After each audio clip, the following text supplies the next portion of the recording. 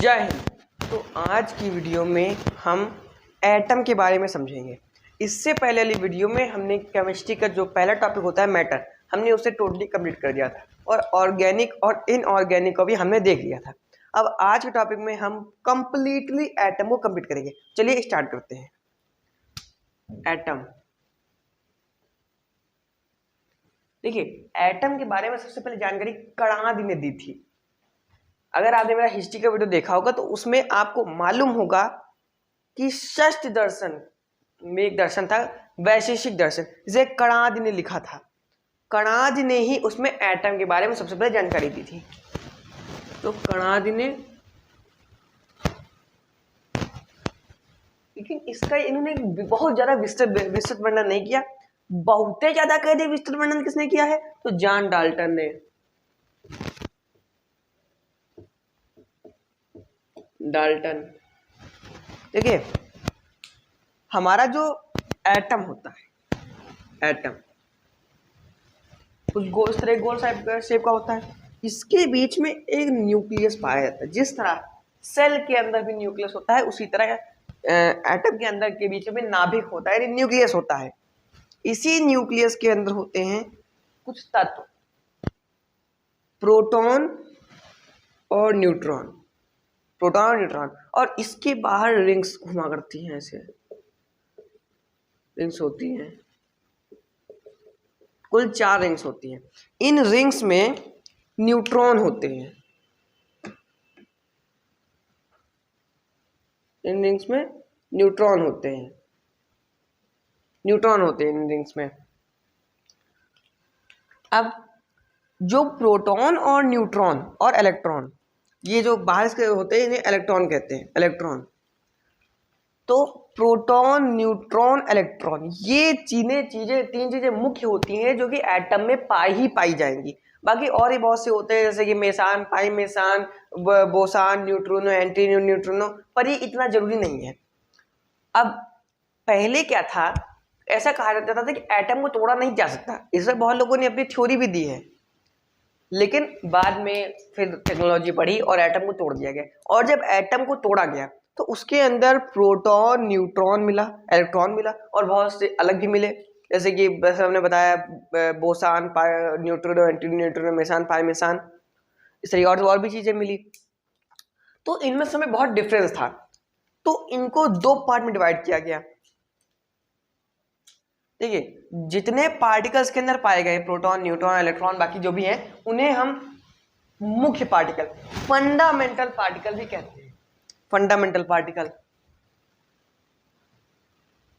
Fundamental particle, fundamental particle को, देखिए दोनों बहुत डिफरेंस था, इसीलिए उस आधार पर इन्हें 2 पार्ट में डिवाइड किया गया है। एक स्थायी और एक अस्थाई। स्थायी कौन सा होता है? स्थायी में, स्थायी यानी कि स्थायी जो है परमानेंट, अस्थाई जो अस्थाई, स्थायी नहीं है, टेम्परेरी। क्योंकि प्रोटॉन, न्यूट्रॉन, इलेक्ट्रॉन, ये 3 चीजें होंगी ही होंगी, इसीलिए इन्हें रखा जाता है स्थायी यानी कि परमानेंट में। और अस्थाई जिसमें प्रोटॉन, जिसमें बाकी है meson, pi meson, boson, neutrino, anti neutrino, ये जरूरी नहीं कि आखिर एटम में हो ही हो, इसीलिए इन्हें अस्थाई में रखा जाता है। और जो फंडामेंटल, ये जो एटम होता है, इसे नापने के लिए अलग अलग, देखिए जो बाहर वाला जितना पार्ट देख रहे हैं, ये जितना पार्ट है, नाभिक को हटा देते हैं, उसे नापने के लिए हम एंगस्ट्रॉन में उसे नापते हैं, एंगस्ट्रॉन में। और जो एटम होता है, एटम के अंदर न्यूक्लियस होता है, उस न्यूक्लियस को हम फर्मी में नापते हैं। कितना होता है नाप, इसका जो नाप होता है,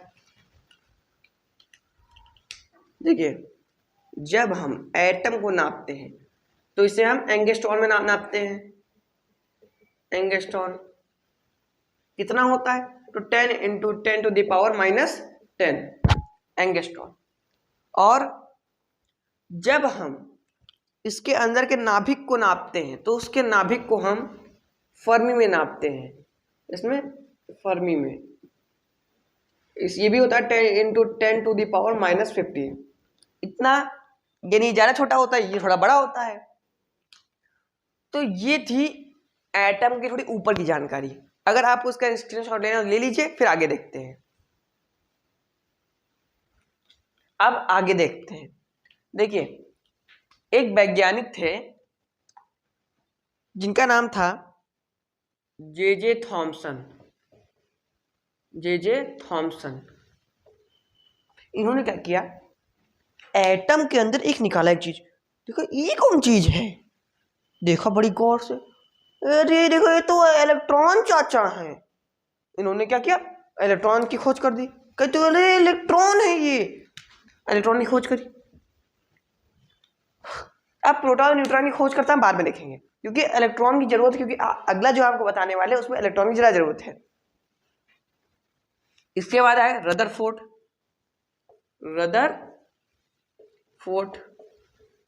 रदरफोर्ड ने क्या किया, इसे 3 सिद्धांत दिए। क्या किया इसने, रदरफोर्ड ने 3 सिद्धांत दिए। कौन बना रहे थे, समझ में आते कौन कौन सिद्धांत। इसने पहले एक एटम में न्यूक्लियस जो होता है उस पे अल्फा रेज, जिस प्रकार लेजर लाइट होती है उस तरह एक अल्फा रेज भी होती है, अल्फा रेज मारी।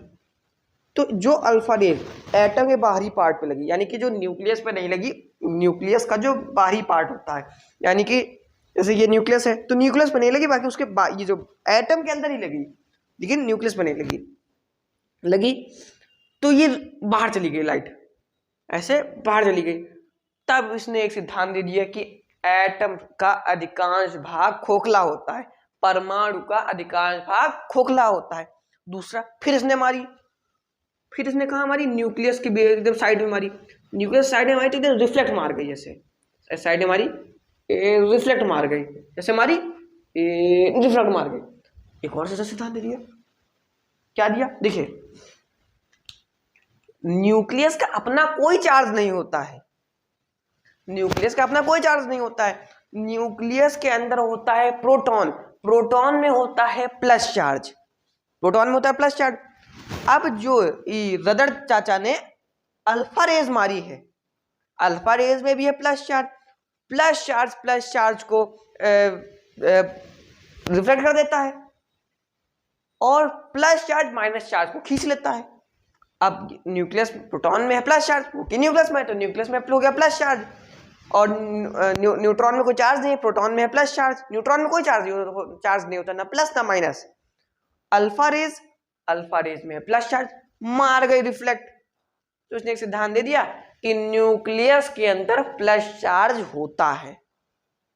तीसरा सिद्धांत क्या दिया, इसने बताया कि न्यूक्लियस सॉरी एटम देश में न्यूक्लियस, जब इसने सीधे लाइट मारी रिफ्लेक्ट मार गई, जब न्यूक्लियस के ऊपर लाइट पड़ी तो रिफ्लेक्ट मार गई पीछे की तरफ, फिर मारी फिर मार गई, फिर मारी फिर मार गई। सोचा आखिर बीच में क्या है, आखिर जो बार बार रिफ्लेक्ट मार रहा है। तो देखा ये तो न्यूक्लियस है, अभी फिलहाल अंदाजे मार रहा था, ये लाइट मार रहा तो ऐसे निकल रही, मतलब रिफ्लेक्ट मार के निकल रही। तब सोचा आखिर क्या है, तब इसने फिर मतलब देखा, इसमें इसने बताया कि मतलब जब तो लाइट रिफ्लेक्ट कर रही थी तो उसने बताया कि परमाणु के बीच में का भाग में घनत्व होता है। तो न्यूक्लियस नहीं बताया था कि न्यूक्लियस में घनत्व होता है, बीच के भाग में घनत्व होता है, तो रिफ्लेक्ट मार जाती है। और यहाँ पर जब सीधे ऐसे रिफ्लेक्ट मार गई तब इसको समझ में आया कि इसमें तो न्यूक्लियस है, तो न्यूक्लियस है जो रिफ्लेक्ट मार रहा है। क्योंकि मैंने खखोर के देखा, पहले रिफ्लेक्ट मारा, देखा आखिर इतना घना भाग कौन सा, खखोर के देखा, देखा तो न्यूक्लियस है, देखा न्यूक्लियस है। और इस हिसाब से 3 सिद्धांत दे दिए। पहला, न्यूक्लियस का एटम का अधिकांश भाग खोखला होता है। दूसरा, न्यूक्लियस में प्लस चार्ज होता है। तीसरा, न्यूक्लियस में घनत्व होता है, बाकी एटम के बाकी भाग में घनत्व नहीं होता है। तो इस हिसाब से इन्होंने 3 सिद्धांत दे दिए। और ये उन्होंने सोने के एटम का इस्तेमाल किया, सोने वाला सोना नहीं, गोल्ड, एयू वाले सोने का इस्तेमाल किया था इन्होंने। तो अगर आपको उसका स्क्रीनशॉट लेना हो तो ले लीजिए, फिर आगे देखते। इसके बाद एक थे जिनका नाम था गोल्डस्टीन, एक वैज्ञानिक थे, गोल्ड स्टीम, इन्होंने एटम के अंदर तो गोल्ड स्टीम, स्टीम इंजन होता है तो हम स्टीम में गोल्ड को उबालते रख के, तो गोल्ड को स्टीम में उबाल दे, Goldstein. Goldstein, Goldstein ने क्या किया, इलेक्ट्रॉन की खोज कर दी, इलेक्ट्रॉन की खोज कर दी, गोल्ड स्टीम में इलेक्ट्रॉन की खोज कर दी। और अब एक और आए वैज्ञानिक जिनका नाम था चैडविक, इसने प्रोटॉन सॉरी न्यूट्रॉन की खोज कर दी। चंडाल से आ जाके चैडविक, चंडाल चैडविक, तो चैडविक ने न्यूट्रॉन की खोज कर दी। अब एक और वैज्ञानिक आया, एक तो एक वैज्ञानिक आया है मैक्सवेल। देखिए रदरफोर्ड ने यह भी बताया था कि जो एटम होता है, एटम बीच में न्यूक्लियस होता है, इसके चारों तरफ इलेक्ट्रॉन चक्कर लगाते हैं, ये भी बताया था मैक्सवेल ने। तो इसने रदर चाचा को बुलाया, कहा ये बताओ ये इलेक्ट्रॉन चाहता है लेकिन क्यों नहीं है, थक के गिर जाना चाहिए इसको। तो रदरफोर्ड ने कहा नहीं थकता नहीं है, बस इतना थकता नहीं है, कोई टिप्पणी नहीं दी लंबी उस पर। तो मैक्सवेल का सिद्धांत हो गया कि आखिर क्यों इलेक्ट्रॉन थकते नहीं हैं। अब आए इनको दो तमाचा मार दिए मैक्सवेल के। क्या नाम था उनका, वह नाम था नाइल बोर्स। नाइल बोर्स ने क्या किया, इन्होंने बताया कि देखिए न्यूक्लियस यानी कि न्यूक्लियस के अंदर प्रोटॉन है, प्रोटॉन में होता है प्लस चार्ज, न्यूक्लियस के अंदर होता है प्लस चार्ज, इलेक्ट्रॉन के अंदर होता है minus charge. Nucleus in electron को खींचता है लेकिन ये इलेक्ट्रॉन घुसिया के करीब नहीं आएंगे, तो न्यूक्लियस इन इलेक्ट्रॉनों को खींचता है अपनी तरफ लेकिन ये घुसिया के करीब नहीं आएंगे, जाओ। तो ये चारों तरफ चक्कर लगाया करते हैं। और एक और सिद्धांत दिया इन्होंने बताया कि जैसे जो एटम होता है उसके आगे 4 लेयर्स होती हैं, 1 2 3 4, ये इन्होंने बताया नहीं, इन्होंने ये सिद्धांत दिया कि इलेक्ट्रॉन, ये इलेक्ट्रॉन है, जब इलेक्ट्रॉन अपनी कक्षा को छोड़कर दूसरे कक्षा में चक्कर मकर करते हैं, मान के चलिए हम 10th में हैं, 8th में हैं, तो 8th से जो हम 12th में डायरेक्ट चले जाएं तो हमको एक्स्ट्रा मेहनत करनी पड़ेगी और खूब पढ़ना लिखना पड़ेगा, तब जाके हम 12th में हमारा एडमिशन होगा। तो जब ये चक्कर मकर करके थोड़ा दूसरी कक्षा में जाने की कोशिश करते हैं तो इन्हें ज्यादा पावर लगती है। अब हम मान के 12th में पहुंच गए, ये अपनी दूसरी कक्षा में पहुंच गए, अब हम कब तक 12th में टिक पाएंगे, मैथ्स गणित के चैप्टर में दिमाग खराब हो जाएगा, तो इनका दिमाग खराब होने लगा, पावर इनकी छीड़ होने लगी, चले तो गए खूब पावर लगा के, जब ये दूसरी कक्षा में जाते हैं इनकी पावर ज्यादा लगती है, तो चले तो गए, अब यहाँ ना जाएंगे पावर खत्म हो, अरे सूख रहे एकदम, प्रोटीन का लाइव सूख गए एकदम। अब फिर अपनी कक्षा में वापस आ गए, हम फिर अपनी 12th से फिर अपनी कक्षा में वापस आ गए क्योंकि हम 12th में टिक नहीं पाए, फिर ये अपनी कक्षा में वापस आ गए। तो कुल मिला के ये 2 सिद्धांत इन्होंने दिए। ये जो कक्षा वाला सिद्धांत है इसे हम बोरबरी का सिद्धांत भी कहते हैं। तो नाइल बोर सिद्धांत दिया। अब आखिर ये हम कैसे पता लगाएं, अब आखिर हमें कैसे पता लगाएं कि कौन सी कक्षा में कितने इलेक्ट्रॉन होते हैं, इसे पता लगाने के लिए एक फॉर्मूला होता है, फॉर्मूला 2n स्क्वायर। इसमें क्या है, अब मान चलिए हमको दूसरी कक्षा का पता लगाना है, तो 2 × 2 का स्क्वायर क्या होगा, 2 × 4, 4 ने 4 टूट जाए 8, 2 × 2 4, 4 टूट जाए 8। अब दूसरी का मान तीसरी कक्षा का पता लगाना है हमें, तो 2 × 3 की पावर 2, 3 जा 9, 9 2 18, 4 का पता लगाना है 32। इस तरह हम सारे पता लगा सकते हैं। अब 1 का पता लगाना है, 2 × 1 1 ही आ जाएगा, करके देख लीजिए आप। तो इस तरह पता लगा लेते हैं। ये भी नील बोस चाचा ने बताया था, नील बोस चाचा ने ये भी बताया था ये फॉर्मूला। तो आशा करता हूं आपको सारी चीजें समझ में आ गई हो, समझ में आई गई होंगी, आशा करने की जरूरत ही नहीं है। तो कल हम फिर से मिलेंगे, परसों हम केमिस्ट्री क्लास लेंगे फिर से, उसमें हम आगे इलेक्ट्रॉनिक कॉन्फ़िगरेशन और इनके द्रव्यमान कितने होते हैं, फिर क्वांटम थ्योरी, फिर धीरे धीरे हम पूरे केमिस्ट्री खत्म करेंगे।